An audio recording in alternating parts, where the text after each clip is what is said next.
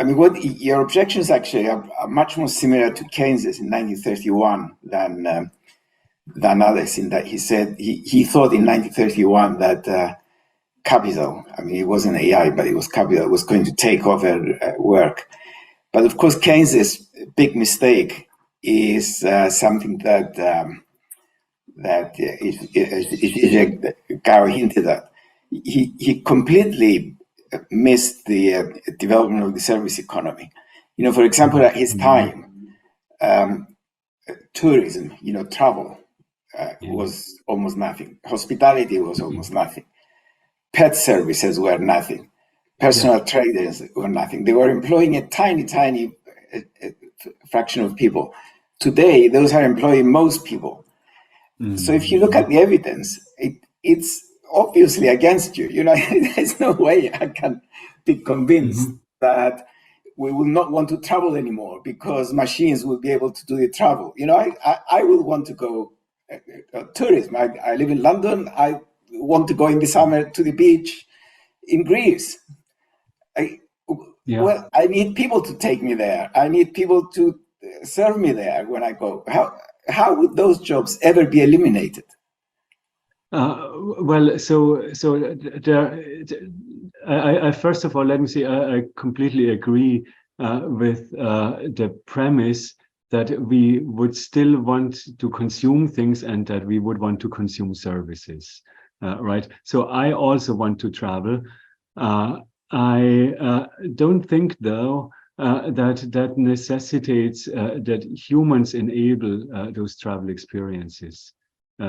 It may be much safer. Some people tell me it's already safer now for a robotic car to take you to the airport, for a automatic pilot to fly you to Greece, and it may also be quite well possible within the next 2 decades to have a robotic waiter who will serve you when you're sitting on the beach in Greece and you would want to enjoy a drink. So someone needs to repair those things, and you cannot have robots repairing other robots. Why? Because how are you going to do it? There will be airports where a car comes and picks me up without any driver, takes me to the airport. I get in. If the aircraft isn't taking off, another robot on its own gets a message and comes and repairs.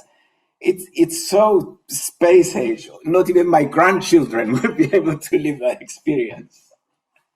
So I think I don't think it. Now the other issue is that it's up to us if we want to develop that system. I mean, there are now restaurants that are partially operated. I wouldn't go to those restaurants. I don't like them. I prefer having people prepare my food because it tastes much better. A chef, a good chef is like an artist. Like I'd rather go to the Louvre and look at the Mona Lisa than sit in front of my laptop and look at some mechanical thing that is produced.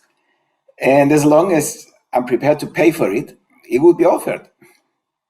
I mean, it's up to humans to do that, to develop those machines that do those things. And the evidence is that humans don't want to move in that direction. So let me say 3 different things. First one, I strongly agree that it's up to us humans, and it may be one of the most consequential decisions that we as a species have to make about our future. The second thing that I want to say is going back to the car and the repair of the car. I think you're absolutely right. All evidence suggests that we will be able to automate the driving of the car before we can automate the repair, because it's a much more regularized task. The third thing I want to say, though, is that I think we are kind of so used to the perspective, I want to call it the anthropocentric perspective, that only our human brains can do certain things. And it has always been true in the past. So you are absolutely right describing the past and probably the very near future. But you know, what would be required, for example, for a robot to repair a car or for a robot to repair another robot is that it has a very comprehensive model of how this thing works, like an abstract model, not just programming that tells it like an assembly line robot to move this thing from here to there and weld it on and then do the same thing again and again and again and again. So it needs an abstract model of the world in a similar way to the abstract models that we have developed in our brains and that take us decades to develop if we want to be good engineers or good economists or good whatever discipline we are in. And I think one of the kind of people in AI call it the bitter lesson. One of the bitter lessons in advances in AI is that in the recent past, at least, it has seemed that as we just throw more and more compute at our AI systems, they are able to develop more and more of these abstractions. And right now, they're still clearly inferior to the abstractions that our brains have.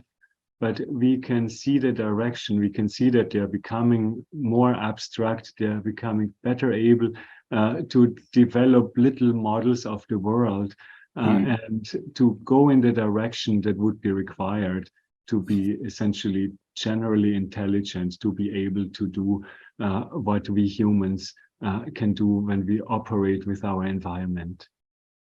And let me add perhaps one last thing to that.